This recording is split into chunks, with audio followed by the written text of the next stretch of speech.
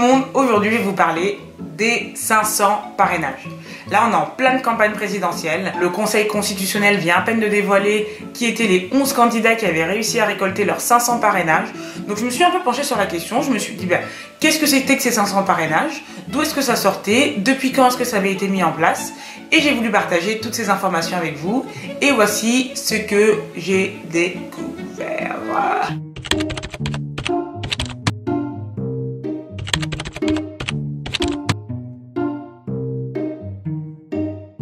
Donc en fait, les 500 parrainages, d'où ça sort?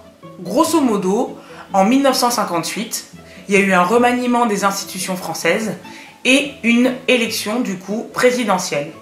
Et ce qui s'est passé, c'est qu'à l'époque, il y avait un collège électoral. Donc un collège électoral, c'est un peu comme un groupement d'élus qui était censé désigner les candidats à la présidentielle.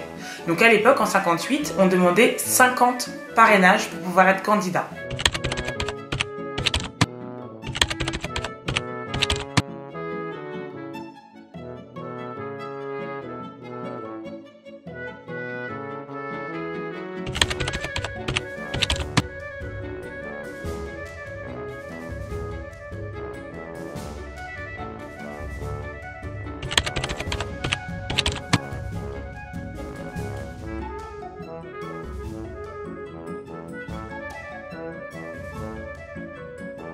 Et qu'à partir de 62, il y a eu un accroissement des demandes de candidature. Donc il y a eu de plus en plus de candidats et le Conseil constitutionnel s'est retrouvé face à des problèmes importants d'organisation. Du coup, en 74, ils ont décidé de réformer un peu le système pour proposer un système un peu plus représentatif. Ils ont réparti de manière plus uniforme sur le territoire national le nombre de personnes qui pouvaient choisir un candidat à l'élection présidentielle.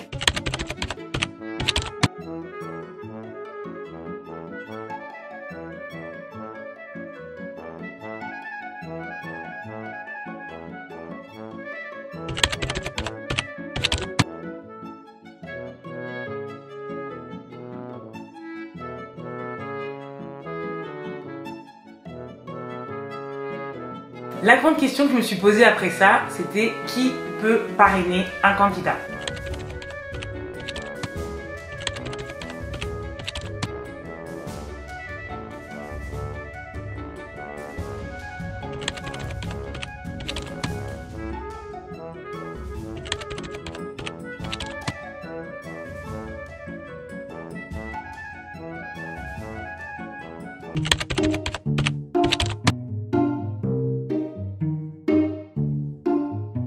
Donc en fait, la liste de parrains, c'est une grande histoire.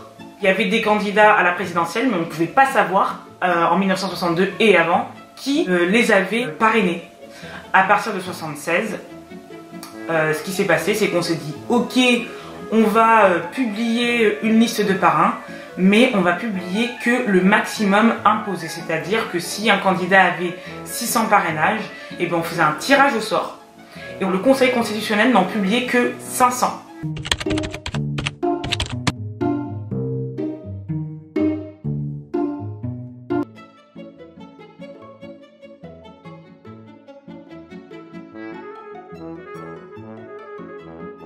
Va se permettre de dire je dis n'importe quoi, moi je vote pour Macron et je vote pour Marine Le Pen, c'est pas possible, donc c'est qu'un seul candidat.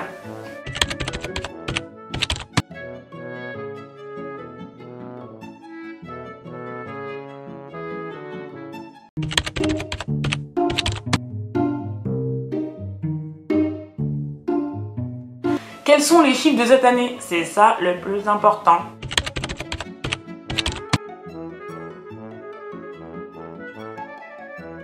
3635 signatures, donc c'est le candidat qui a obtenu le plus de signatures. En deuxième position, Benoît Hamon, 2039 signatures, donc il a été parrainé par plus de 2000 élus. Emmanuel Macron, lui, il a obtenu 1829 signatures.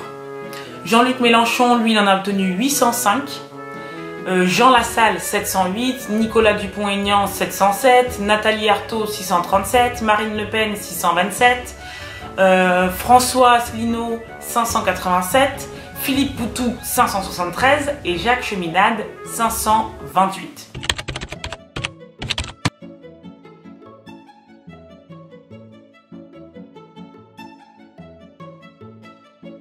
La chronique est terminée, j'espère que vous avez aimé cette vidéo et que ça a pu un peu vous éclairer sur ce que représentaient les 500 parrainages au niveau de l'élection présidentielle.